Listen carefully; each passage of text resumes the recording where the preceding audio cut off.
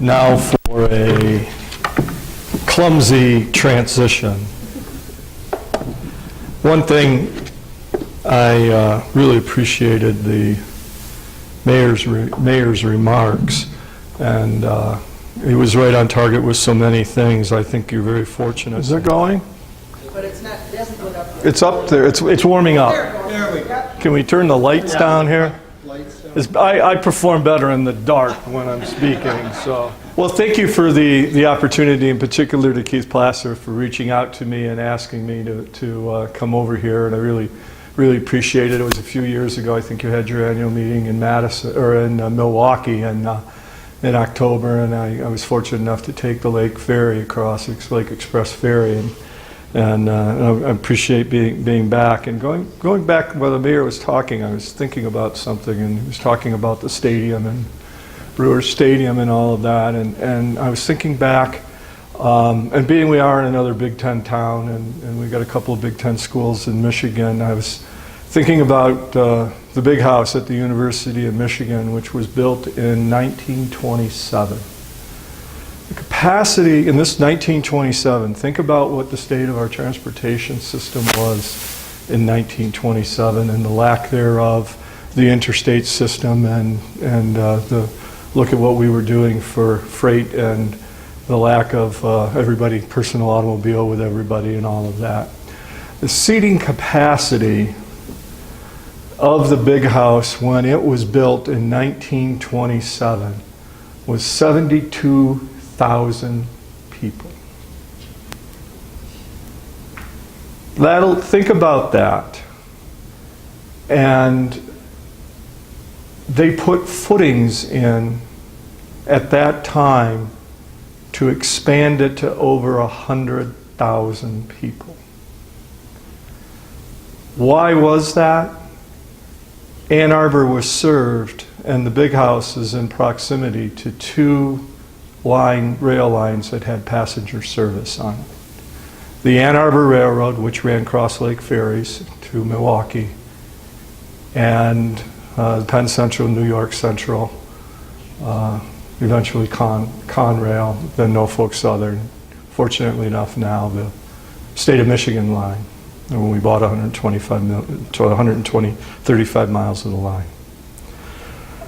So with that, talking about, what I want to do is talk a little bit about the history of the Midwest Rail Initiative, which eventually created the Midwest Rail System.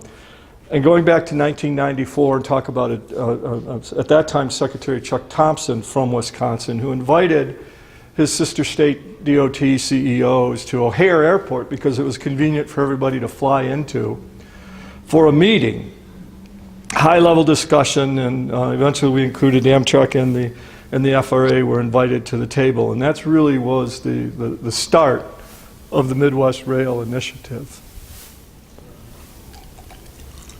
But that wasn't the first thing. If I go in the right direction, which we don't always do on rail, as you know, there were other activities going on before the MWRRI.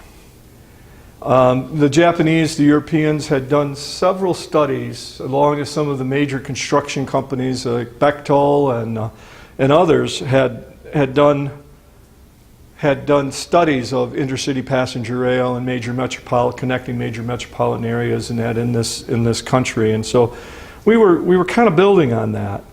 And actually, there was a compact in existence before the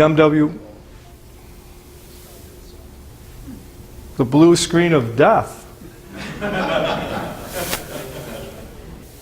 The Midwest High-Speed Rail Association, another organization, had an annual meeting in Chicago 20-some years ago, and we used overheads.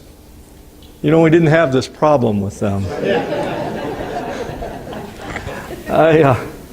Before the MWRI and MIPRC and everything, we had a compact which was Illinois, Indiana, Michigan, Missouri, New York, Pennsylvania, and Ohio.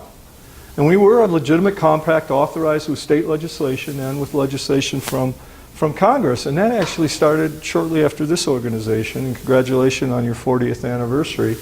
but that group started in 1979. Officially, the bylaws were passed in 1981, and they actually developed a plan in 1998 for intercity passenger rail. So there's been a lot of things going on in the background, and one of the things that happened with the MWRRI was that we were able to kind of coalesce, and we kind of get this straight. There's what we refer to as the MWRRI, which are basically the technical rail staff of the DOTs, and then we have the Midwest Interstate Passenger Rail Commission, which is actually, I serve as Governor Schneider's designee. We have House and Senate members, and then the governor appoints a private sector person. So we are, the MIPIRC is a compact in and of itself. And we kind of work hand in glove in supporting the DOTs in the rail effort. Everybody's heard about the plan and the 3,000 mile system, the nine state effort, and all of this. I kind of want to talk a little bit more about some of the other aspects of it. When we got into this as the state DOTs, we were pretty much empowered by our CEOs to take a look at this with a clean slate. It kind of gave the rail folks a little bit of an opportunity to dream. The sky was the limit, and we really didn't know what we didn't know. Okay, so it was a very exciting time. And the beauty of it is that I say this to my highway brother in many states and at home all the time is that, you know, anybody can do that highway shit, pardon my language, but there's 47 of you, okay? I mean, you know, there's really, you may be doing something new, but you got a support system you can bounce things off of. On the public transportation side and more so on the rail side, we in the DOTs, we really don't have that support group within our own agency. And for me, I think one of the biggest successes of the Midwest Rail Initiative is really the relationships that we've developed between our sister states relevant to intercity passenger rail. And Arun is a marvelous example of that and has taken on a true, you're very fortunate to have Arun with WisDOT. I mean, I really see him as the future of rail in the Midwest, and he's been very instrumental and promoting some regionalism, what we call Amtrak Midwest, which we'll probably talk about a little bit more. But to have somebody as young and brilliant as he working in this industry in the DOTs is very important. But I have made also the comment that we almost sometimes have a better relationship from the DOT rail folks to our sister state DOT rail folks than we do within our own agency. And that's not a bad thing for our own agency because we know each other, and but we've come together, and I think it really is the largest coalition of activities by state DOTs. It is in rail. MIPIRC is the largest compact in rail around. But we have these relationships, and we call and we email and we bounce things off of each other, and we look at how the systems can operate. Because unlike the highways where you're focused on your infrastructure and operations and everything in your area, on the rail, the interconnectivity between all the routes through Chicago and the exchange of passengers and everything in Chicago is very important to our success. And I see that is somewhere that we need to go in the future. With that, how do you do that? Because we have all of these geopolitical boundaries and everything that we deal with, and that is one of the things from MIPIRC that we're trying to work through. And we've actually been quite successful in that, and Arun will talk more about the locomotives in a little bit, but that's an example. I would suggest, but for the Midwest Rail Initiative activities, we would never have been able to pull off the procurement for new vehicles and locomotives in the Midwest. It was led by Illinois. I remember got a call from the rail guy in Illinois, at that time was George Weber, and he called me and said, "You want to be part of a Midwest equipment procurement? We're going to put an application in for new equipment for the Midwest. And the good news is, everybody will get refleeted. The bad news is it's bi-level equipment, because that's the spec that was out there." And the level of conversation and running it up the food chain in our organization I had was, "Yeah, George, we're in. 100% federally funded new equipment, I don't care what it is better than what we had." And I really didn't need to explain that to, we don't have a secretary, we have a director, but to our CEO. I mean, if I didn't say yes, I'd have had a lot more explaining to do. But it was because of the relationships and everything that we had that we were able to move that quickly. One of the other, and I'm way off script now, so even if it came back on, who knows where we're going. My staff gave up putting together talking points. It's funny. So the Midwest, we're in a unique position of having Illinois, now Indiana, Michigan, Missouri, Wisconsin, all supporting service. In Michigan, but for the state of Michigan, we would have no Amtrak service. We would have no intercity passenger rail service. We have no long distance trains.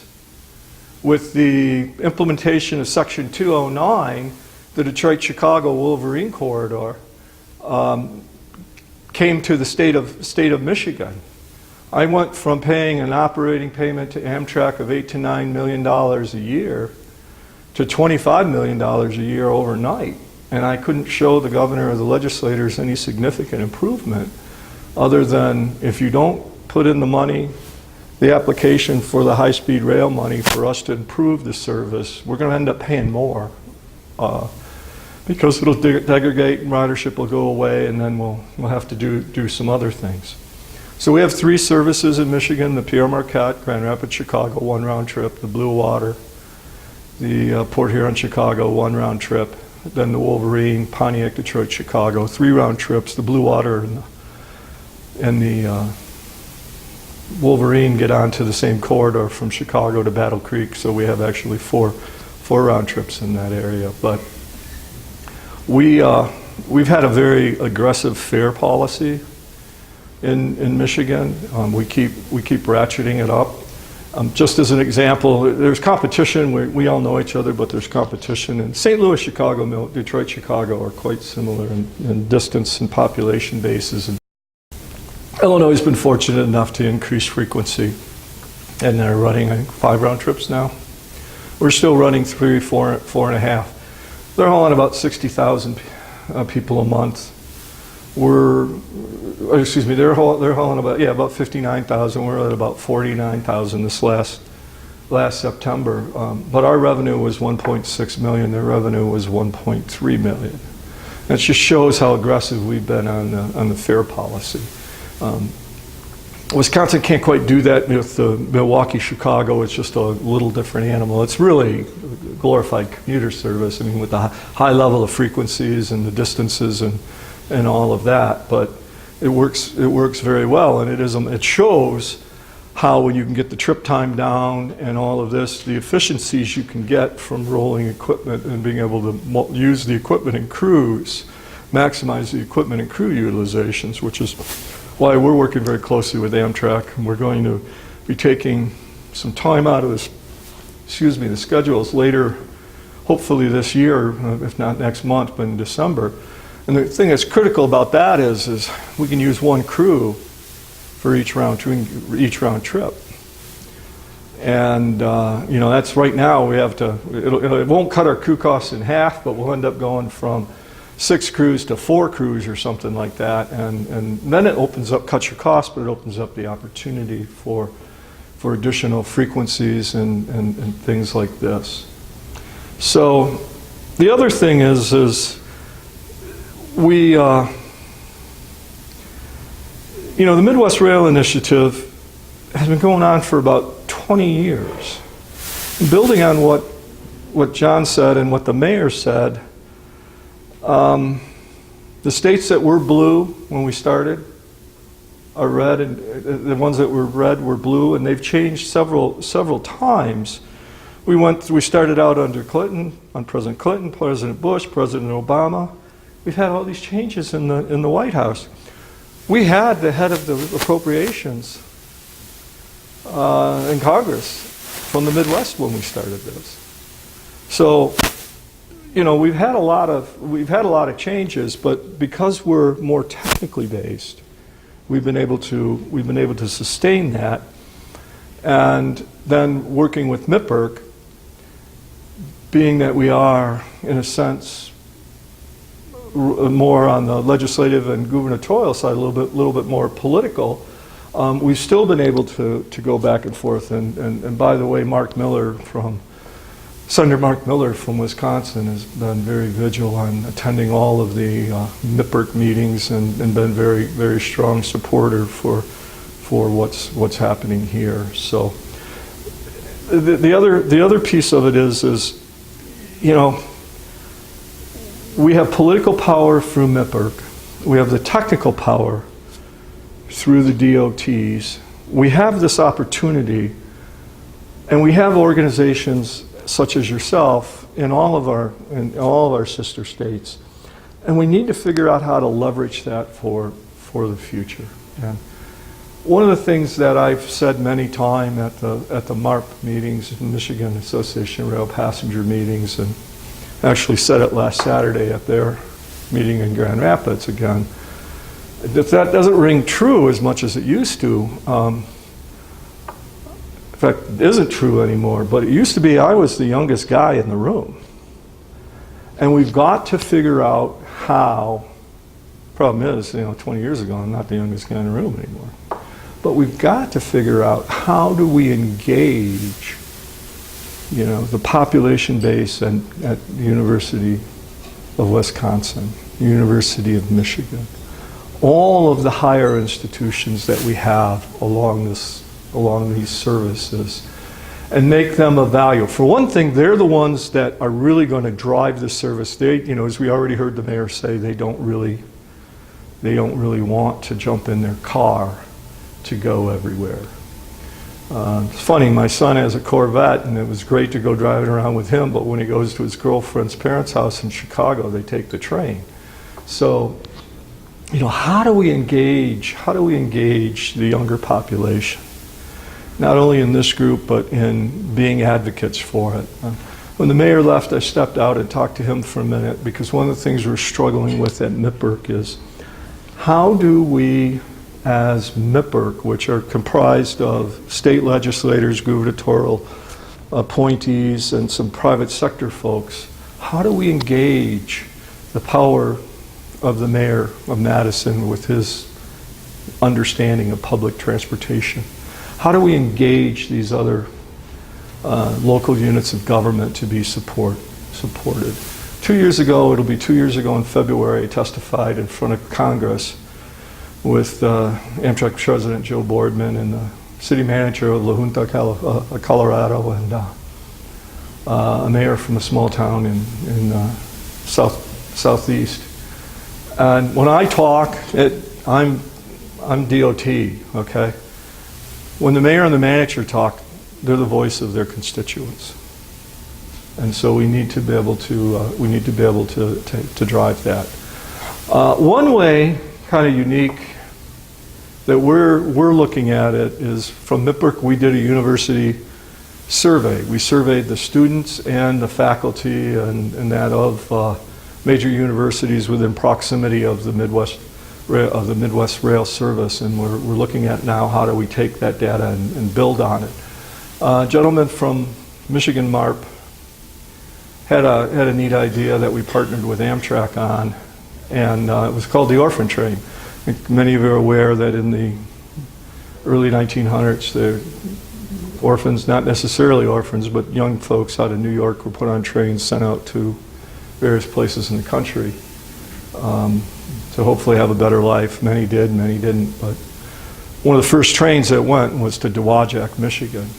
Last week, we partnered with MARP, Amtrak, and one of our state legislators, and we put 150 Dowagiac school kids on the train to Chicago for an afternoon and back. And you know, these are a lot of, Dowagiac's not a very prosperous community. We'll just put it that way. And so we were able to do it very well. In fact, McDonald's was gracious enough that they actually donated meals for all of the 150 or so students when they got to Union Station. And many of them was the first time they were going to be on a train, first time many of them even knew there was a train through their community. So we're trying to do the grassroots things like that, but the other part of it for us was they went on a Wednesday, okay? On our Blue Water service through Dowagiac on a Wednesday, we have a lot of air on the train, okay? And from my standpoint, any butt in the seat is better than hauling air. So, you know, one, hopefully we can get the students engaged and be supportive of it longer term.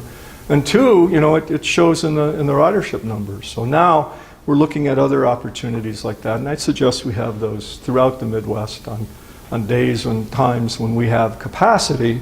If you charge $5–10 round trip, it's better than hauling air. So we're looking at a lot of things like that.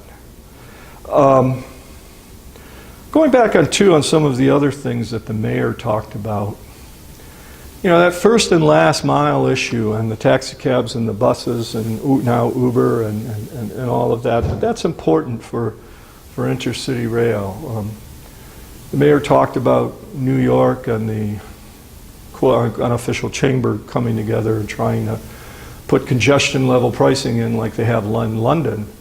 We actually had a philanthropic group in Detroit that led by Roger Penske from whatever business you want to say, Penske Leasing, Penske Automotive, Penske Racing, Penske Logistics, get the point. Dan Gilbert, Quicken Loans, Detroit, Cleveland Cavaliers, and the Illiches from the Detroit Red Wings and the Detroit Pistons, and the Kresge Foundation, former Kmart Corporation. Their philanthropic branch, the Kresge Foundation, is still a very vibrant foundation, and they put together and built a $140 million light rail system on their own in Detroit, which the northern terminus is where the Amtrak station in Detroit is. So that first and last mile, and what that really did is it opened up the opportunity for you to take a train out of Chicago in the morning, get to Detroit, 2 o'clock in the afternoon, do a half day's worth of business, and then about 6 o'clock go back to Chicago, make it a day trip like we've been able to do to Chicago for many, many years on our services. The other thing we're doing is we're working on a deal with Amtrak and the senior PGA, Whirlpool Corporation, is headquartered in Benton Harbor, St. Joe, Michigan, and they host the Maytag Spont is owned by Whirlpool, and they sponsor the senior PGA tournament every year, and every other year it's in Benton Harbor. And we're looking at how do you bring in, you know, trainloads of folks out of Chicago to that event. And we're also looking at how do we bring in trainloads of folks to Tulip Time in Holland, a big event we have.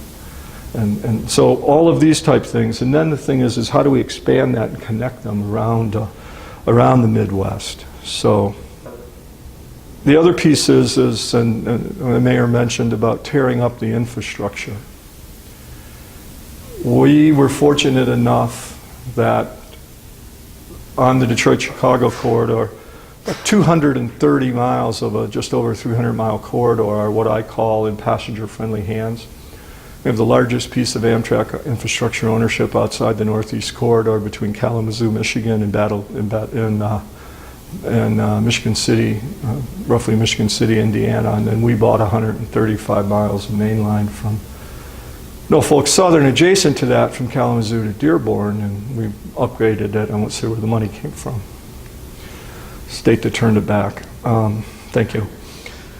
But the thing there is I told the director in the governor's office when we put the application in, you can't buy a corridor for $1 million a mile. We paid $140 million for 135 miles of railroad and infrastructure.